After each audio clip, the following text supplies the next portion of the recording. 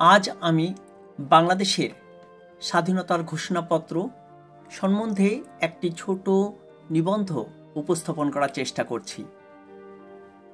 বাংলাদেশের স্বাধীনতার ঘোষণাপত্র এটা বলতে প্রবাসী বাংলাদেশ সরকার বা মুজিবনগর সরকার কর্তৃক 10 এপ্রিল 1971 তারিখে প্রণীত একটি ঘোষণাপত্র বোঝায়, যাতে বাংলাদেশের স্বাধীনতার ঘোষণার প্রেক্ষাপট ব্যাখ্যা করা হয়েছে। 1971 সালের 17 এপ্রিল তারিখে আনুষ্ঠানিকভাবে এই ঘোষণাপত্র প্রচার করা হয়। ইংরেজিতে এটিকে বলা হয়েছিল প্রোক্লেমেশন অফ ইন্ডিপেন্ডেন্স। এর মাধ্যমে পাকিস্তান পূর্বাঞ্চল বাংলাদেশ নামে একটি সার্বভৌম গণপ্রজাতন্ত্রী রাষ্ট্র হিসেবে প্রতিষ্ঠা লাভ করে। এই স্বাধীনতার ঘোষণাপত্র অনুসারে 26শে মার্চ বাংলাদেশের স্বাধীনতা দিবস, কারণ ঘোষণাপত্রে লেখা রয়েছে আমাদের এই স্বাধীনতার ঘোষণা 1971 সালের 26শে মার্চ থেকে কার্যকর বলে গণ্য হবে। যতদিন বাংলাদেশের স্বাধীনতা যুদ্ধ চলেছে ততদিন মুজিবনগর সরকার পরিচালনার অন্তর্বর্তীকালীন সংবিধান বা ক্রান্তিকালীন বিধান হিসাবে এই ঘোষণাপত্র কার্যকর ছিল। 1971 সালের 16 ডিসেম্বর স্বাধীন বাংলাদেশ শত্রুমুক্ত হওয়ার পরও এই ঘোষণাপত্র নবপ্রতিষ্ঠিত দেশের সংবিধান হিসেবে কার্যকর ছিল। 1972 সালের 16 ডিসেম্বর তারিখে যখন দেশের নতুন সংবিধান প্রণীত হয়, তখন সংবিধান হিসাবে এর কার্যকারিতার সমাপ্তি ঘটে।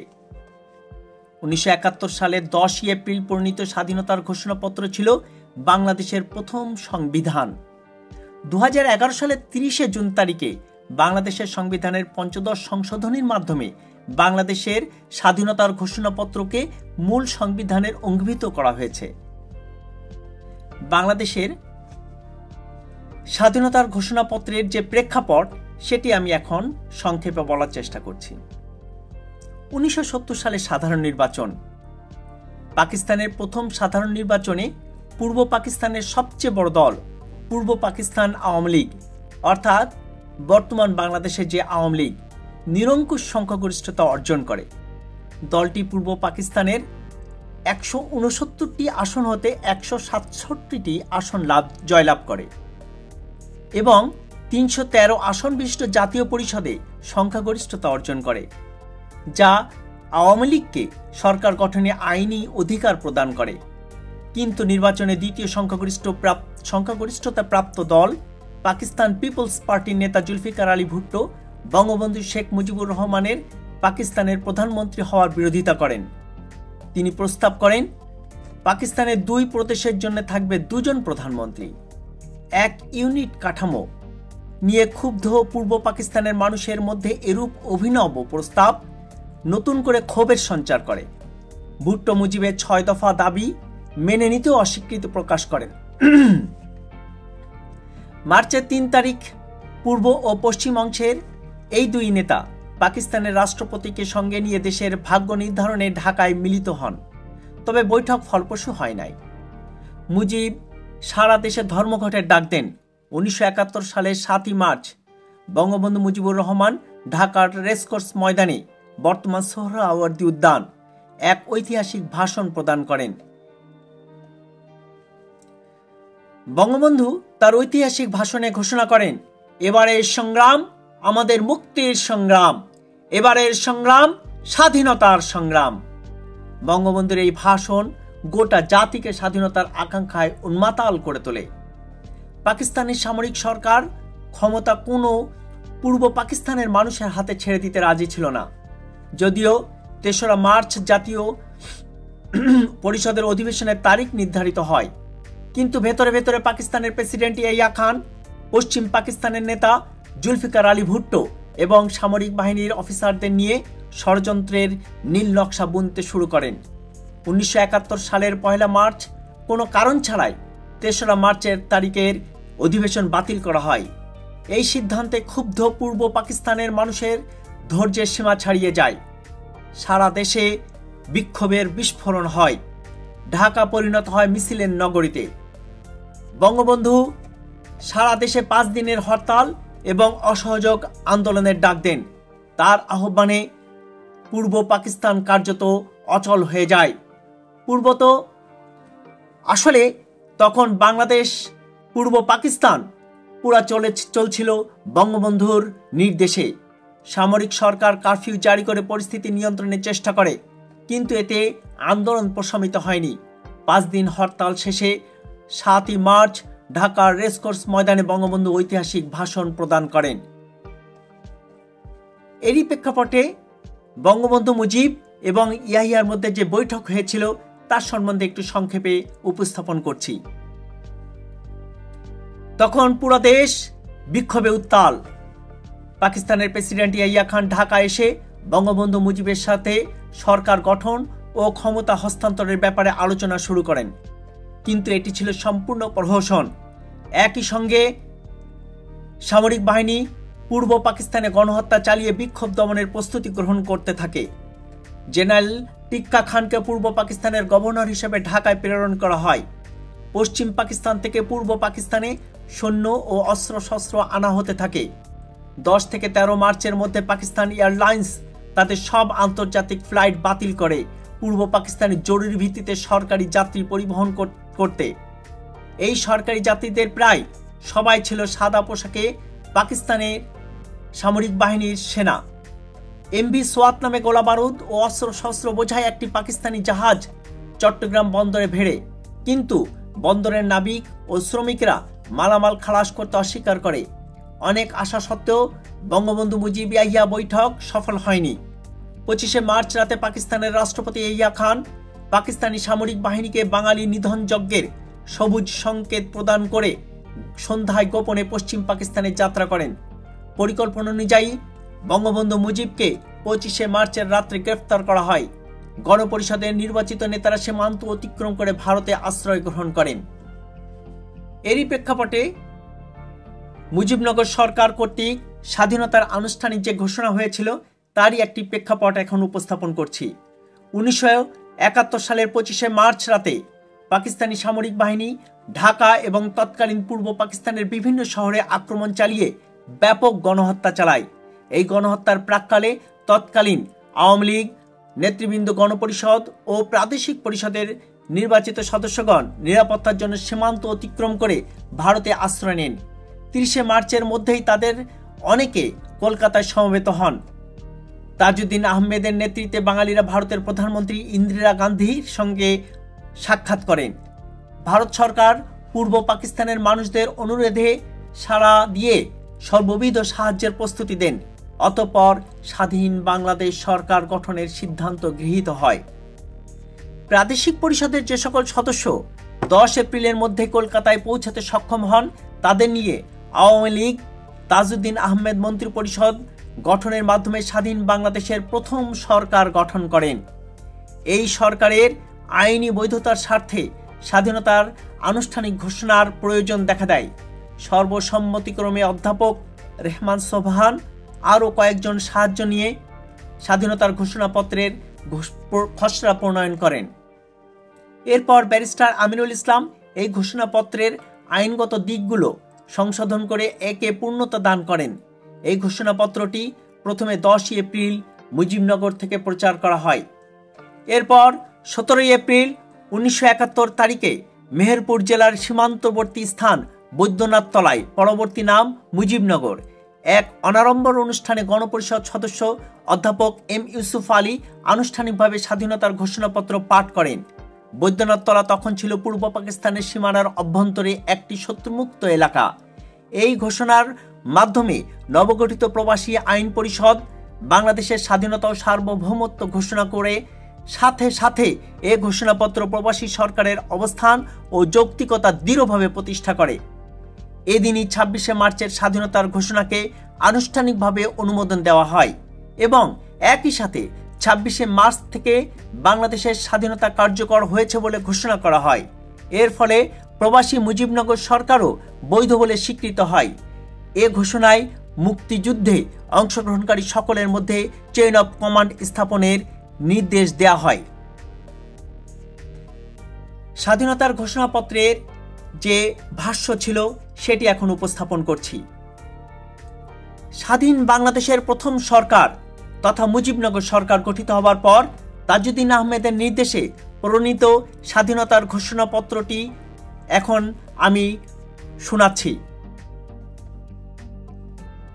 বাংলাদেশ গণপরিষদ দ্বারা ঘোষণা স্বাধীনতার ঘোষণাপত্র। মুজিবনগর, বাংলাদেশ, তারিখ 10 এপ্রিল 1971।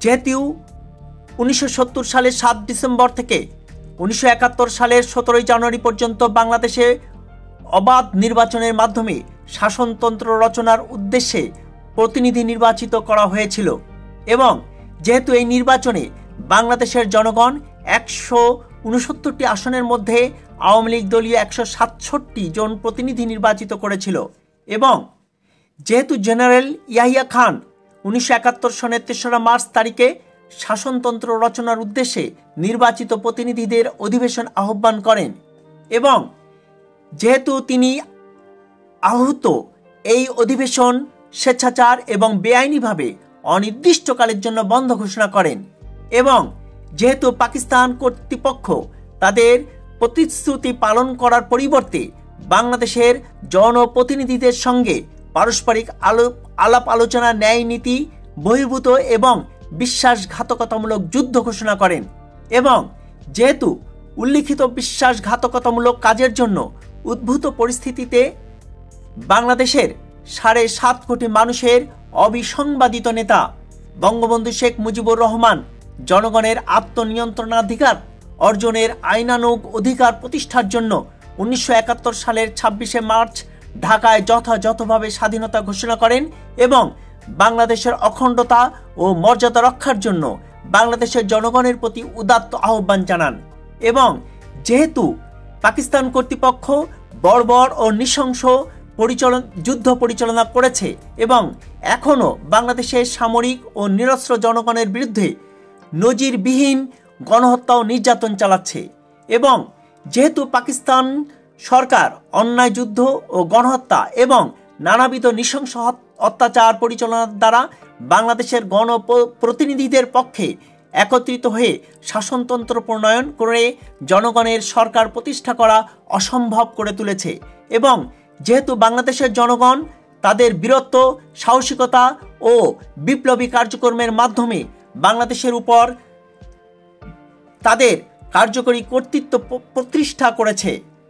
সার্বভৌম ক্ষমতার অধিকারী বাংলাদেশের জনগণ নির্বাচিত প্রতিনিধিদের প্রতি যে ম্যান্ডেট দিয়েছেন সে ম্যান্ডেট মোতাবেক আমরা নির্বাচিত প্রতিনিধিরা আমাদের সমবায়ে গণপরিষদ গঠন করে পারস্পরিক আলাপ আলোচনার মাধ্যমে বাংলাদেশের জনগণের জন্য সাম্য, মানবিক মর্যাদা ও সামাজিক ন্যায় বিচার প্রতিষ্ঠা করার উদ্দেশ্যে বাংলাদেশকে একটি স্বাধীন সার্বভৌম গণপ্রজাতন্ত্র ঘোষণা করছি এবং এর দ্বারা পূর্বাহ্নে শেখ মুজিবুর রহমানের স্বাধীনতার ঘোষণা অনুমোদন করছি এবং এত দ্বারা আমরা আরও সিদ্ধান্ত ঘোষণা করছি যে শাসনতন্ত্র পরিণত না হওয়া পর্যন্ত বঙ্গবন্ধু শেখ মুজিবুর রহমান প্রজাতন্ত্রের রাষ্ট্রপ্রধান এবং সৈয়দ নজরুল ইসলাম উপরাষ্ট্রপ্রধান পদে অধিষ্ঠিত থাকবেন এবং রাষ্ট্রপ্রধান প্রজাতন্ত্রের সশস্ত্র বাহিনীসমূহের সর্বাধিনায়ক পদে অধিষ্ঠিত থাকবেন। ক্ষমা প্রদর্শনের ক্ষমতাসহ সর্বপ্রকার প্রশাসনিক ও আইন প্রণয়নের ক্ষমতার অধিকারী থাকবেন এবং তার কর ধার্য ও অর্থব্যয়ের ক্ষমতা থাকবে এবং বাংলাদেশের জনসাধারণের জন্য আইনানুগ ও নিয়মতান্ত্রিক সরকার প্রতিষ্ঠার জন্য অন্যান্য প্রয়োজনীয় সকল ক্ষমতার তিনি অধিকারী হবেন। বাংলাদেশের জনগণ দ্বারা নির্বাচিত প্রতিনিধি হিসাবে আমরা আরও সিদ্ধান্ত ঘোষণা করছি যে কোনো কারণে যদি রাষ্ট্রপ্রধান না থাকেন অথবা যদি রাষ্ট্রপ্রধান কাজে যোগদান করতে না পারেন অথবা তার দায়িত্ব ও কর্তব্য পালনে যদি অক্ষম হন তবে রাষ্ট্রপ্রধান প্রদত্ত সকল দায়িত্ব উপরাষ্ট্রপ্রধান পালন করবেন। আমরা আরও সিদ্ধান্ত ঘোষণা করছি যে বিশ্বের একটি জাতি হিসেবে এবং জাতিসংঘের সনদ মোতাবেক আমাদের উপর যে দায়িত্ব ও কর্তব্য বর্তেছে তা যথাযথভাবে আমরা পালন করব। আমরা আরও সিদ্ধান্ত ঘোষণা করছি যে আমাদের এই স্বাধীনতা ঘোষণা 1971 সনের 26 মার্চ থেকে কার্যকর বলে গণ্য হবে। আমরা আরও সিদ্ধান্ত ঘোষণা করছি যে আমাদের এই সিদ্ধান্ত কার্যকর করার জন্য আমরা অধ্যাপক এম ইউসুফ আলীকে যথাযথভাবে রাষ্ট্রপ্রধান ও উপরাষ্ট্রপ্রধানের শপথ অনুষ্ঠান পরিচালনার জন্য দায়িত্ব অর্পণ ও নিযুক্ত করলাম। স্বাক্ষর অধ্যাপক এম ইউসুফ আলী, বাংলাদেশ গণপরিষদের ক্ষমতা দ্বারা ক্ষমতা বলে যথাবিধি সর্বাধিক ক্ষমতাধিকারী। প্রিয় বন্ধুরা, এই ছিল আমাদের 1971 সালের বাংলাদেশ মুজিবনগর সরকার, বাংলাদেশের গণপরিষদ দ্বারা ঘোষণাকৃত যে সরকার, সেই সরকারের ঘোষণাপত্র আপনাদের সামনে উপস্থাপন করলাম। ইতিহাস সত্য কথা বলে। ইতিহাসকে কখনোই বিকৃতভাবে উপস্থাপন করা যাবে না। বিকৃত ইতিহাস বিকৃতই। এটা একটি বিকৃত মন মানসিকতা, বিকৃত মস্তিষ্ক থেকে উৎপাদনকৃত একটি ইতিহাস। এটা কখনো সত্য বলে প্রমাণিত হবে না। আমি এতক্ষণ ধরে যেই ইতিহাসটি আপনাদের সামনে উপস্থাপন করার চেষ্টা করেছি, উপস্থাপিত করেছি, সেটিই হচ্ছে বাংলাদেশের প্রকৃত ইতিহাস। আমরা এই ইতিহাসটা মানি। এই ইতিহাস মেনে আমাদের 1971 সাল থেকে আজ পর্যন্ত আমাদের বাংলাদেশ চলছে। অত্যন্ত দুঃখ পরিতাপের সাথে আমরা লক্ষ্য করছি 2024 সালের 5ই আগস্টে একটি ম্যাটিকুলাস ডিজাইনের মাধ্যমে আমাদের ডক্টর ইউনূস দ্বারা যে তত্ত্বাবধায়ক সরকার এখন দেশ পরিচালনা করছেন, সেই সরকার 1971 সালকে 2024 সালের সাথে তুলনা করে আমাদের মহান স্বাধীনতার যে সংগ্রাম, সেটাকে খর্ব করার চেষ্টা করছে। ইতিহাস বিকৃতি একটি জাতীয় অপরাধ নয়, আন্তর্জাতিক অপরাধও বটে। আমাদের বর্তমান যে ডক্টর ইউনূস নেতৃত্বে যে তত্ত্বাবধায়ক সরকার বাংলাদেশের রাষ্ট্র ক্ষমতায়, বাংলাদেশ রাষ্ট্র পরিচালনা করছেন, তাদেরকে দেখা যাচ্ছে যে এই সংবিধানের আলোকে, বাংলাদেশের যে প্রথম মুজিবনগর সরকারের সংবিধান, তার আলোকেই তারা শপথ গ্রহণ করেছেন। এই সরকারকে মেনে নিয়েছে। বাংলাদেশের প্রথম যে সরকার মুজিবনগর সরকার, তাকে মেনেই তারা শপথ গ্রহণ করেছেন। কিন্তু ক্ষমতায় আসীন হওয়ার পরে তারা সব কিছুকে অস্বীকার করছে। বঙ্গবন্ধুকে অস্বীকার করা মানেই এই সব কিছুকে অস্বীকার করা। বঙ্গবন্ধুর 32 নম্বরের বাড়ি ভাঙচুর করে, তছনছ করে, লুটপাট করে, আগুন জ্বালিয়ে দিয়ে, বুলডোজার দিয়ে মাটির সাথে মিশিয়ে দেওয়ার চেষ্টা করা হচ্ছে। বঙ্গবন্ধুর ইতিহাসকে, বঙ্গবন্ধুকে বাংলাদেশের মাটি থেকে মুছে ফেলার জন্য চেষ্টা করা হচ্ছে।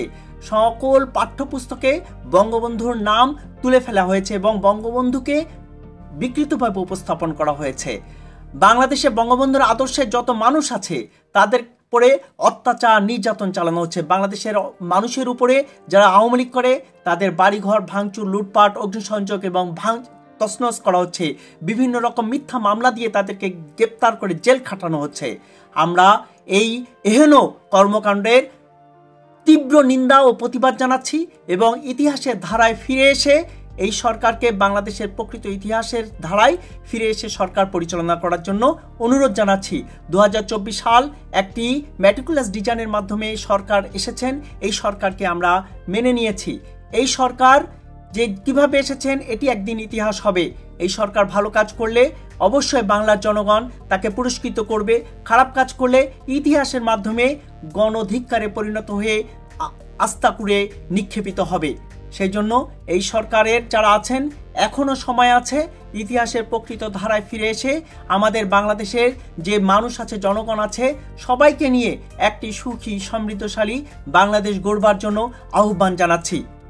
বাংলাদেশের প্রথম সংবিধান, বাংলাদেশের স্বাধীনতার ঘোষণাপত্র, বাংলাদেশের প্রথম সরকার মুজিবনগর সরকারের প্রতি আস্থা রেখে জাতির জনক বঙ্গবন্ধু শেখ মুজিবুর রহমানের বিদেহী আত্মার প্রতি মাগফিরাত কামনা করে 1971 সালের মহান মুক্তিযুদ্ধে 30 লক্ষ শহীদ ও 2 লক্ষ মা বোনের আত্মত্যাগের বিনিময়ে যে একটি স্বাধীন সার্বভৌম বাংলাদেশ পেয়েছি, তাদের প্রতি বিনম্র শ্রদ্ধা রেখে আজকের এই যে বাংলাদেশের যে প্রথম স্বাধীনতার ঘোষণাপত্র, সেটি আমি উপস্থাপন করলাম আপনাদের সামনে। সবাইকে ধন্যবাদ। জয় বাংলা, জয় বঙ্গবন্ধু, জয় হোক বাংলার মেহনতি মানুষের, জয় হোক প্রকৃত ইতিহাসের।